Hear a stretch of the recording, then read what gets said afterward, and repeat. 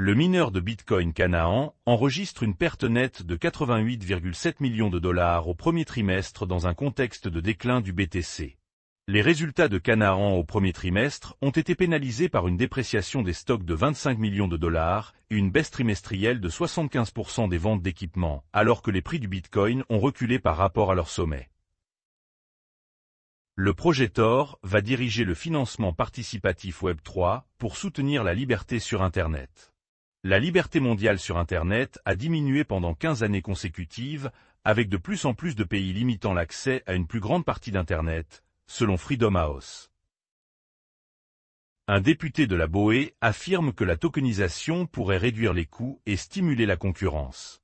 La Banque centrale du Royaume-Uni a déclaré que la monnaie numérique devrait rester fiable et interopérable, car elle prend en compte les réformes des pièces stables et le règlement quasi 24H, 24 et 7J, 7 pour soutenir les marchés tokenisés. Le sénateur Warren interroge le chef de l'OCC sur l'approbation des chartes de confiance cryptographiques inéligibles. Le législateur du Massachusetts a demandé au contrôleur américain de la monnaie de fournir toutes les communications entre l'agence et Donald Trump potentiellement liées aux approbations de la charte. Polymarket s'associe au Nasdaq pour répertorier les contrats d'entreprises privées. Les nouveaux marchés permettront aux utilisateurs d'échanger sur la collecte de fonds, la valorisation et d'autres étapes de démarrage en utilisant les données du Nasdaq Private Market, étendant ainsi les prévisions au capital privé. Bernstein. Les mineurs de Bitcoin deviennent des fournisseurs essentiels de l'infrastructure d'IA. Bernstein affirme que les mineurs contrôlent 27 GW d'énergie prévue et 90 milliards de dollars en contrats d'IA, ce qui leur confère un avantage stratégique alors que l'électricité devient la principale contrainte à la croissance des centres de données. La CFTC poursuit le Minnesota et le gouverneur Tim Walz pour interdiction des marchés de prédiction. Environ 24 heures après que le gouverneur du Minnesota, Tim Walz, a signé un projet de loi adopté par la législature de l'État visant à interdire effectivement les marchés de prédiction dans l'État, la CFTC a repoussé avec son propre procès. Truth Social, soutenu par Trump, retire les offres pour les ETF cryptographiques. Les ETF cryptographiques étaient destinés à faire partie de la stratégie cryptographique plus large du Trump Media et Technology Group, qui comprenait le lancement de la plateforme financière Truth.fi.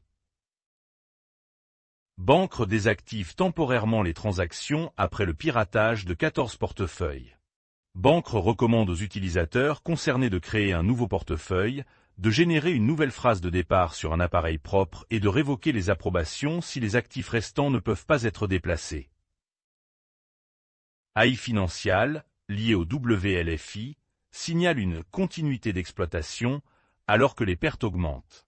AI Financial Corporation, lié à World Liberty Financial, a enregistré une perte nette de 271,5 millions de dollars au premier trimestre 2026 et a fait part de doutes importants sur sa capacité à poursuivre ses activités au cours des 12 prochains mois sans intervention. Le Sénat américain propose une résolution visant à limiter les pouvoirs de guerre de Trump en Iran. Le Congrès a le pouvoir de freiner ce conflit imprudent, a déclaré le parrain du projet de loi et sénateur démocrate Tim Kaine. Meta entame 8000 suppressions d'emplois dans le monde, en commençant à Singapour. Environ 49 000 travailleurs ont été licenciés en 2026, les entreprises ayant adopté un modèle économique davantage fondé sur l'IA.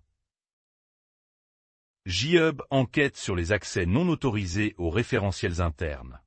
J-Hub a déclaré que l'activité impliquait l'exfiltration d'environ 3800 référentiels internes et avait supprimé l'extension de codes malveillants.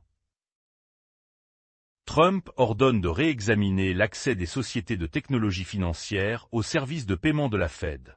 Les régulateurs financiers sont également invités à revoir les réglementations qui pourraient être modifiées pour rationaliser les demandes des entreprises de technologie financière éligibles qui recherchent des chartes bancaires et de coopératives de crédit.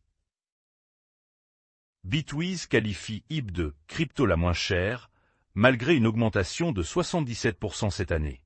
Matt Hougan de Bitwiz affirme que le prix du jeton hyperliquide n'est pas comme s'il était lié à une super application mondiale, arguant que la plateforme est plus qu'une simple plateforme de cryptographie. OpenAI lance un laboratoire d'IA à l'étranger à Singapour avec un engagement de 234 millions de dollars. OpenAI ouvre son premier laboratoire d'IA appliqué à l'étranger à Singapour grâce à un partenariat de 234 millions de dollars qui devrait créer plus de 200 postes techniques. Le projet euro stablecoin Kivali ajoute 25 banques avant son lancement. Kivali s'étend à 37 banques après avoir ajouté 25 nouveaux membres dans 15 pays, renforçant ainsi les plans de stablecoin en euros avant un lancement au second semestre 2026. Le gouverneur de Caroline du Sud signe un projet de loi protégeant les mineurs de Bitcoin et interdisant les CBDC. Le projet de loi 163 du Sénat interdit les paiements CBDC par les agences d'État et protège les mineurs de Bitcoin des règles discriminatoires de zonage et de licence. Singapour révoque la licence de paiement crypto de Bsquared en raison de violation de la réglementation. MAS a constaté des lacunes dans les politiques de gestion des risques et de conflits d'intérêts de Bsquared et que l'entreprise avait fourni des informations fausses ou trompeuses aux régulateurs à plusieurs reprises.